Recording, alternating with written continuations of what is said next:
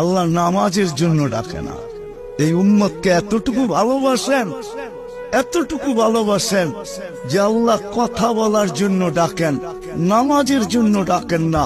এই জন্যই মনে হয় কিতাবালা লেখছে মুসাল্লি উনাজি রব্বা, নামাজি আল্লাহর সাথে কথা বলে। রাত্রটা যখন পার হয়ে যায়, সুবে সাদেক যখন হয়ে যায়, তো আল্লাহ চিৎকার দিয়ে মনে হয় বলতে থাকেন, রাতটা পার হয়ে গেল, তোর সাথে কথা হইল না, জলদি একটু উঠ না, একটু আয় না, তোর সাথে একটু কথা বলি না। আবার যখন সকালেরটা ফজরেরটা শেষ হয়ে যায়, আবার দুপুর আসে, তখন যেন আল্লাহ বলতে থাকে, সেই সকালে কথা হইল, এখন তো দুপুর হয়ে গেল, তোর সাথে কথা হয় না, একটু আয় না, দুপুরে একটু কথা বলি না। দুপুর যখন গণায় আসর বিকাল হয়, তো আল্লাহ আবার ডাকে, সেই দুপুরে কথা হইল, এখন তো বিকাল হয়ে গেল, আয় না, তোর সাথে একটু কথা বলি না।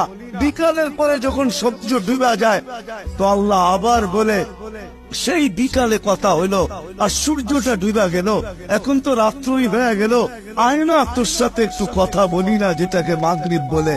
আপনি বলবেন এশারের সময় কেন কথা বলে? আমার মন বলে এশারের সময় মনে হয় এই জন্য কথা বলেন যে একটু পরেই তো ঘুমায়া যাবি, কাল সকালে উঠাইলে তো উঠবি, যদি না উঠাই তো আর কোনোদিন উঠা হবে না, চিরদিনের জন্য নিদ্রা হয়ে যাবে, তোর সাথে আমার কথাও হবে না, একটু পরে তুই ঘুমায়া যাবি। আয়না শেষমেশ তোর আর আমার একটু কথা হইয়া ঘুমা।